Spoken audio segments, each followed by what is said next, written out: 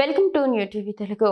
AP deputy CM Pawan Kalyan లక్ష్యంగా చేసుకుని YCP నేత మాజీ మంత్రి అంబటి రాంబాబు మరోసారి వ్యంగ్యాస్త్రాలు సంధించారు. విశాఖపట్నంలో జరిగిన సిఐఐ భాగస్వామ్య సదస్సును ప్రస్తావిస్తూ ఆయనపై సోషల్ మీడియా వేదికగా సెటైర్లు వేశారు. తన అధికారిక ఎక్స్ ఖాతాలో అంబటి రాంబాబు నేడు ఓ పోస్టు పెట్టారు. విశాఖపట్నంలో ఆర్భాటంగా జరిగిన సిఐఐ సమ్మిట్ లో మన చిన్నకమ్మ కళ్యాణ్ గారు కనిపించలేదేంటబ్బా అని ఆయన ప్రశ్నించారు. ఈ ట్వీట్ కు సీఎం చంద్రబాబు, మంత్రి నారా లోకేష్ తో పాటు పవన్ కళ్యాణ్ కూడా ఆయన ట్యాగ్ చేశారు. ప్రస్తుతం అంబటి చేసిన ఈ ట్వీట్ సోషల్ మీడియాలో వైరల్ గా మారింది.